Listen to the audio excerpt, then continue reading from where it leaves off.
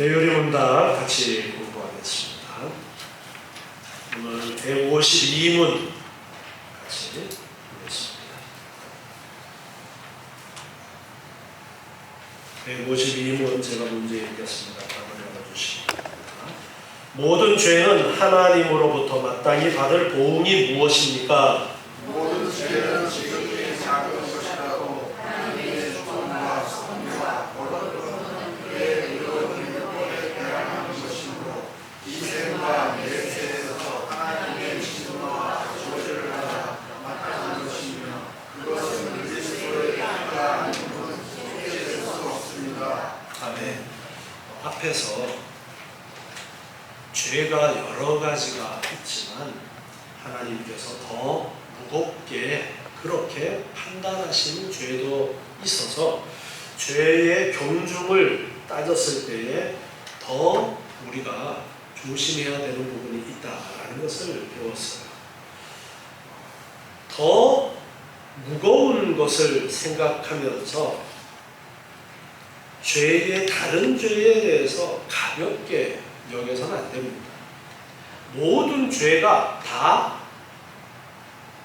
아주 악한 것인데 그 중에 특별히 더 우리가 조심해야 될 부분이 있다라는 것으로 그렇게 이해를 해야지. 저거는 좀 가볍게 여겨도 되는 죄, 그런 식으로 접근해서는 안 됩니다. 그래서 152문에서는 모든 죄, 가벼운 죄나 더 무겁게 생각하시는 죄나 마땅히 받을 그 보응이 무엇인가 라는 질문을 던지면서 우리에게 가르쳐 주십니다. 그래서 모든 죄는 지극히 작은 것이라도 하나님의 주권과 하나님의 선과 하나님의 거룩 또는 그의 의로운 율법에 대항하는 것이다. 그러므로 율법을 어기는 것이기 때문에 이생과 내세에서 하나님의 진노와 저주를 받아 마땅한 것이다. 이생과 내세를 다 언급을 하고 있어요. 하나님 앞에 우리가 죄를 범했을 때에 그 하나님께서 그 죄에 대한 진노를 이 땅에서 내리시는 경우도 있지만 내세에서 그 죄에 대한 진노를 내리시는 경우도 있습니다. 믿는 사람들은 내세에서 구원받은 사람들은 내세에서 하나님께서 죄에 대해서 물으시지 않습니다. 왜 그럴까요?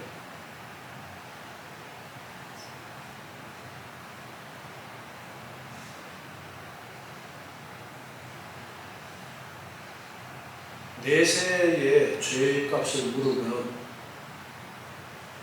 어디로 가야 돼요? 지옥으로 가야 돼요.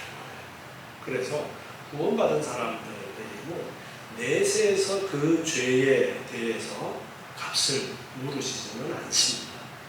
그러나 불신자들에게는 내세에서 그 죄의 값을 물으시고 그 죄의 값으로 사망, 즉 영원한 사망의 지옥불에 던져지는 것입니다. 오늘 읽은 로마서 6장 23절에 죄의 삭은 사망이다. 그렇게 분명하게 말씀하셨습니다.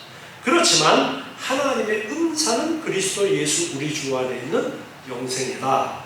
그렇게 말씀하시는데 죄의 값은 사망이기 때문에 내세의 그 죄의 값을 물으실 때는 영원한 지옥불에 던져지는 것입니다. 그러나 이 땅에서도 하나님께서 죄에 대해서 물으시는 일이 있어요. 신자들에게도 불신자들에게도 이 땅에서도 그 죄에 대해서 물으시는 일들이 있습니다. 그래서 하나님이 진노하시고 저주를 내리시는 경우가 있습니다. 그러나 불신자들은 그 죄의 사함을 받았어요? 받지 못했어요? 불신자들은 죄의 사함을 받지 못했기 때문에 원죄로부터 자범죄에 대한 모든 부분에 대해서 내세에서 심판을 받게 되는 것입니다. 그러나 믿는 사람들은 죄의 사함을 받았어요. 그렇기 때문에 죄의 값을 치루어라 우리에게 그렇게 말씀하시는 것이 아니에요. 그러면 이제 우리는 마음껏 죄를 지어도 되는 것이죠. 그렇게 생각해버리면 안 되는 거예요. 그렇게 생각하는 사람은 진짜 구원받지 못한 사람이에요. 진짜 구원받은 사람은 그럴 수가 없어요. 왜? 양심이 살아있기 때문에, 양심이 화인 맞은 것이 아니라 양심이 살아있기 때문에 죄를 짓고 그냥 마음이 편할 수가 없습니다. 성령 하나님께서 그렇게 마음을 주시기 때문입니다. 그리고 하나님께서는 때로는 이 땅에서 구원받은 자들에게 죄에 대해서 진노하시고 저주를 내리시는 그런 경우들도 있어요. 그것은 죄값을 치르라는 것이 아니에요. 죄값은 누가 다 치러 주셨어요? 예수님께서 다 치러 주셨어요. 그렇기 때문에 우리에게 죄값을 물으시는 것이 아니에요. 죄값을 물으시면 우린 지옥행이에요. 죄값을 물으시는 것이 아니라 하나님께서 그 죄에 대해서 진노와 저주를 내리실 때가 있는데, 그것은 바로 우리를 성장시키시기 위해서 하나님의 뜻을 깨달으라고, 잘못이 무엇인지를 알고 하나님께서 기뻐하시는 뜻이 무엇인가를 알도록 하시는 거예요. 그래서 지금 이 생에서 구원받은 자들이 죄에 대해서 하나님의 진노와 저주가 내려지는 그러한 경우들도 있습니다. 그러나 그것이 죄의 값은 아니다라는 것을 우리가 구분할 줄 알아야 됩니다. 자, 이처럼 이 생과 내세에서 죄에 대해서는 하나님의 진노와 저주를 받아 마땅한데, 그것은 그리스도의 피가 아니고는 속죄될 수 없다. 속죄할 수 있는 방법은 그리스도의 피밖에 없다라는 것입니다. 야고보서 2장 10절 말씀에 보면, 야고보서 2장 10절에 누구든지 온 율법을 지키다가 그 하나에 거치면 모두 범한 자가 되나니, 이렇게 말씀하시고 있어요. 다 지켜도 하나를 어기면 다 범한 것과 같다. 그것은 하나만 어겨도 그 죄의 값이 무엇이기 때문에 그래요? 사망이기 때문에 그런 거예요. 그래서 완전하지 못하면 그 값은 영원한 죽음인데, 그런데 우리 인간들은 이미 원죄가 있는 그러한 존재들이기 때문에 지옥, 백성의 지옥에 없는 거예요. 그런데 예수 그리스도를 믿는 자들은 이제 구원해 주셔서 지옥이 상관없는 자들이 되어지는 것입니다. 이처럼 예수 그리스도의 피가 아니고서는 이 죄의 문제를 해결할 수가 없는 거예요. 사도행전 4장 12절 말씀이거든요. 사도행전 4장 우리 같이 읽어보겠습니다. 다른 이로서는 구원을 얻을 수 없나니 천하 인간의 구원을 얻을 만한 다른 이름을 우리에게 주신 일이 없음이니라 하였더라. 아멘. 구원 얻을 수 있는 다른 길이 있으면 그 길로 가면 돼요. 그런데 다른 길이 없어요.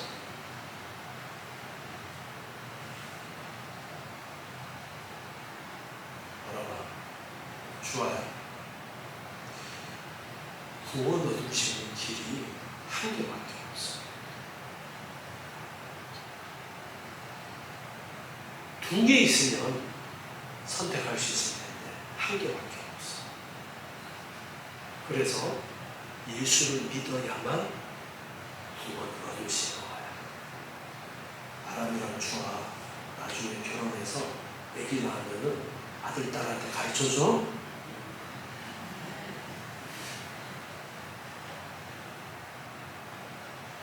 하나밖에 없기 때문에 다른 길은 없어요. 오직 예수 그리스도, 예수 그리스도를 통해서만 이 죄의 문제가 해결이 되어지고, 그렇지 않으면 죄값을 치러야 되는 거예요. 죄값이 무엇이라고요? 사망이라고. 자, 153문입니다. 율법을 범함으로 우리가 마땅히 받아야 할 하나님의 진노와 저주를 피하게 하기 위하여 하나님께서 우리에게 요구하시는 것은 무엇입니까? 율법을 범함으로 우리가 마땅히 받아야 할 하나님의 진노와 저주를 피하기 위하여 하나님을 향한 우리와 우리 주 예수 그리스도를 향한 믿음과 그리스도께서 자기의 중보의 혜택을 우리에게 전달하시는 외적 방편을 부지런히 사용할 것을 우리에게 요구하십니다. 아멘. 율법을 범함으로 우리가 마땅히 받아야 하는 것이 하나님의 진노와 저주이고 그 결과는 사망, 즉 영원한 지옥 형벌인데 이것을 피하게 하기 위해서 하나님께서는 우리에게 길을 주셨어요. 우리에게 길을 주셨는데 하나님은 하나님을 향한 회개와 우리 주 예수 그리스도를 향한 믿음 이렇게 가르쳐주고 있습니다. 먼저는 회개는 돌아서는 거예요. 그런데 돌아서는데 어디로 돌아서야 되느냐? 누구에게로 돌아서야 되느냐? 하나님께로 돌아서는 유턴을 해. 그게 회개. 우리가 예수를 믿지 않았을 때, 자, 예수를 믿지 않은 상태는 지옥에 떨어질 그러한 운명인 거예요. 왜 그렇습니까? 원죄와 자범죄 때문에. 원죄와 자범죄 때문에 지옥에 떨어져야 되는데 이제 복음을 듣고 알게 되었어요. 회개해야 되는구나. 돌아서야 되는구나. 누구에게를? 하나님께로. 그래서 하나님께로 돌아서면서 내 이때까지의 죄를 회개하고 하나님께로 돌아서는 회개가 있어야 됩니다. 그리고 그 다음으로 또 해야 되는 것이 우리 주 예수 그리스도를 향한 믿음. 그랬어요. 예수를 향한 믿음. 하나님을 향해서 돌아서서 회개해야 되고 그 다음에는 이제 누구를 향한 믿음이냐? 예수를 향한 믿음. 예수님을 믿어야 된다라는 거예요. 오늘 오전에도 예수님을 믿는 것에 대해서 잠깐 말씀을 드렸지만 예수를 믿어야 그래야 죄의 저주 진노로부터 벗어날 수가 있는 거예요. 그래서 예수 그리스도를 우리에게 허락해 주신 거예요. 우리에게 길을 가르쳐 주신 거예요. 생명의 길을 가르쳐 주신 거예요. 그래서 회개하고 하나님께로 향하고 예수 그리스도를 믿어야 됩니다. 그리고 그리스도께서 자기의 중보의 혜택을 우리에게 전달하시는 외적 방편이라고 했어요. 그리스도께서 자기의 중보의 혜택을 전달하는 외적 방편. 예수님께서 구원의 길을 열어주시고 이제 십자가에서 우리의 죄값을 대신 치르고 죽으시고 부활하시고 승천하셨어요. 그런데 우리가 어떻게 그 예수님께서 열어놓으신 구원의 길에 동참하고 그 구원의 길에 들어갈 수가 있느냐? 예수를 믿는 것인데 어떻게 예수를 믿을 때에 그 예수님께서 열어놓으신 그 중보, 대신해서 죄값을 치러주시는 그 은혜의 혜택을 우리가 받을 수 있느냐의 외적 방편, 외적으로 드러나는 방법들, 어떻게 해야 구원을 받을 수 있는가, 어떻게 하는 것이 예수를 믿는 것인가, 어떻게 해야 되나, 그걸 말씀하고 있어요.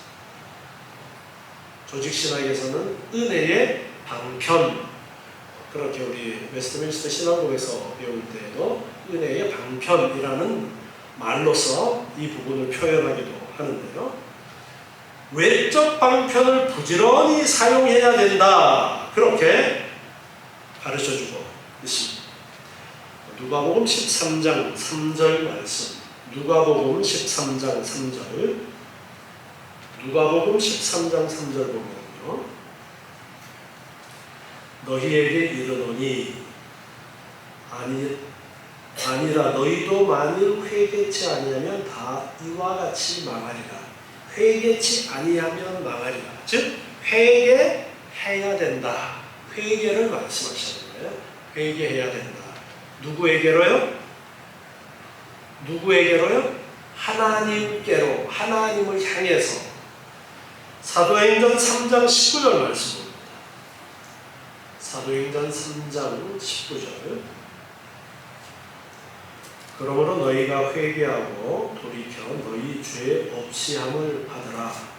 이같이 하면 유쾌하게 되는 날이 주 앞으로부터 이를 것이요. 이렇게 말씀하면서 회개를 가르쳐주고 있습니다. 회개하고 돌이켜 너 죄 없이 함을 받으라. 어떻게 죄의 문제를 해결할 수 있느냐, 어찌하면 좋으냐 할 때에 회개하고 돌이켜라. 회개하고 하나님을 향해라. 지금 삶에서 돌아서서 하나님을 향하라. 그렇게 가르쳐주고 있습니다. 구약에서도 하나님께서는 선지자들을 보내서 끊임없이 하나님께로 돌아와라, 하나님께로 돌아와라 그렇게 말씀하셨어요. 너희 회개하고 하나님께로 돌아와라, 회개하고 하나님께로 돌아와라. 그런데 이스라엘 백성들이 그렇게 했어요? 못했어요? 못했어요. 그래서 결국은 나라가 망해요. 포로로 잡혀가요. 그런데 선지자들을 통해서 약속하신 것이 하나님께서 다시 원래 땅으로 회복시켜 주시겠다. 하나님의 은혜로 그 약속을 주시고, 누구에게 이 약속을 주셨느냐? 아브라함과 이삭과 야곱의 후손들에게 이 약속을 하셨어요. 그런데 나라는 다 없어져 버리고 망했어요. 전 세계로 흩어졌어요. 그런데 회복될 것이다. 이제 바벨론의 포로로 잡혀갔다가 70년 만에 하나님께서 회복시켜서 다시 성전을 건축하고 예루살렘 성을 쌓고 그렇게 회복을 시켜주십니다.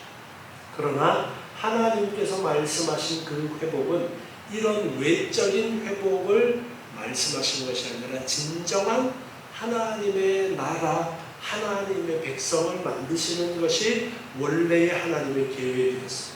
그래서 그 후에 이스라엘은 또다시 다 나라가 없어져 버립니다. 로마에 의해서 완전히 또 지배를 받는 그런 상황이 되어졌지만 하나님께서 원래 계획하셨던 진정한 하나님의 나라를 이루기 위해서 예수님을 보내주시고 성령님을 보내주셔서 우리 속사람이 새로워지도록 그렇게 역사를 허락해 주신 것입니다. 그래서 진정한 회개를 하고 돌아설 수 있도록 그렇게 되어진 거예요. 이처럼 이제 예수님께서 이루어 놓으신 그 구원의 은혜를 어떻게 이제 우리가 그 안에 혜택을 누릴 수 있게 되어지는 그 외적인 방편이 뭐냐? 이제 그것이 이제 다음에 질문이 되어집니다. 외적인 방편을 사용할 것을 우리에게 요구하신다. 자, 다음에 154문. 그리스도께서 자기 중보의 혜택을 우리에게 전달하시는 외적 방편은 무엇입니까? 그리스도께서 자기 중보의 혜택을 자기 교회에 전달하시는 외적 또는 보통 방편은 그의 모든 교회, 특히 말씀과 순례와 기도인데 이 부분으로서 생각하는 믿음자들의 구원을 여러 있게 하는 것입니다. 아멘. 어떤 외적인 방편을 말씀을 하시느냐?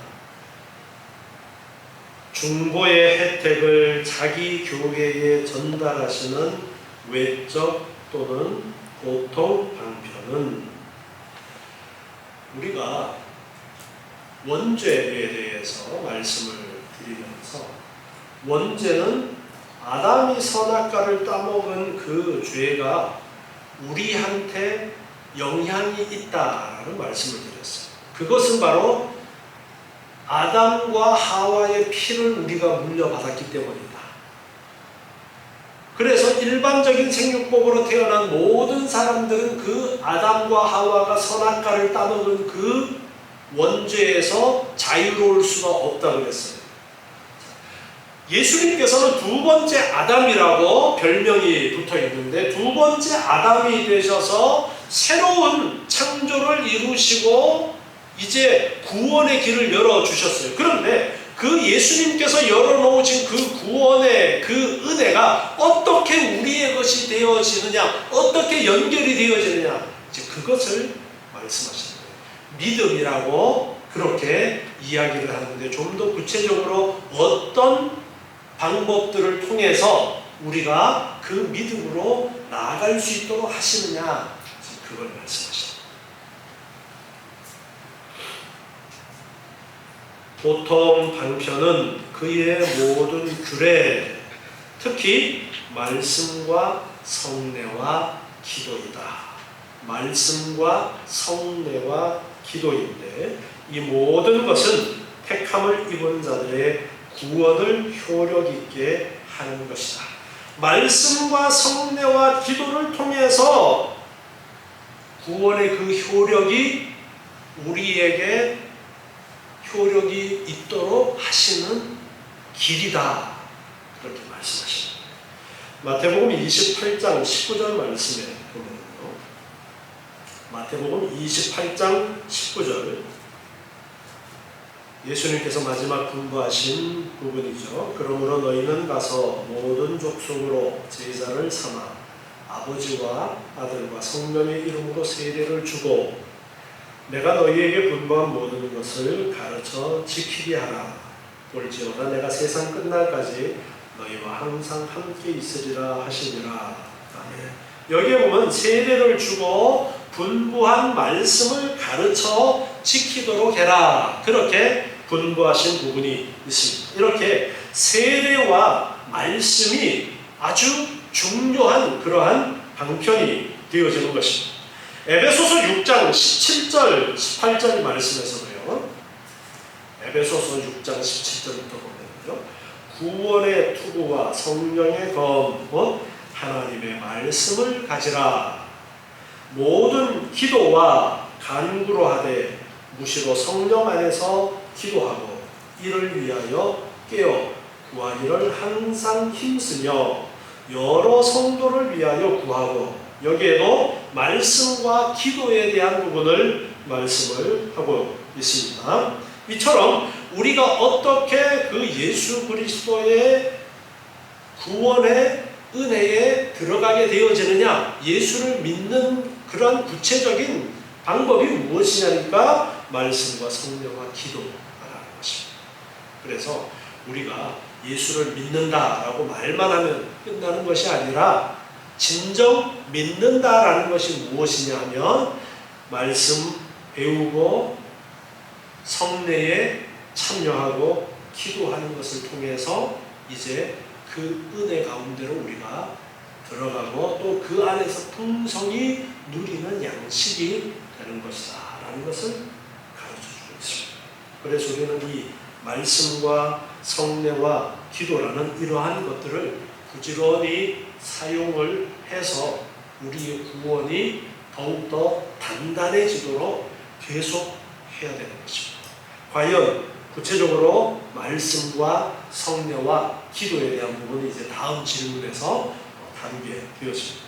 오늘은 여기까지 살펴보면서 죄의 문제, 죄의 값은 사망인데 그 죄의 문제를 해결할 수 있는 유일한 길은 예수 그리스도를 통해서밖에 없고, 예수 그리스도를 믿어야 되는데 예수 그리스도를 믿는 그러한 방법을 우리에게 주신 것은 말씀과 성례와 기도를 통해서 예수 그리스도를 온전히 믿도록 우리를 이끄신다라는 것입니다.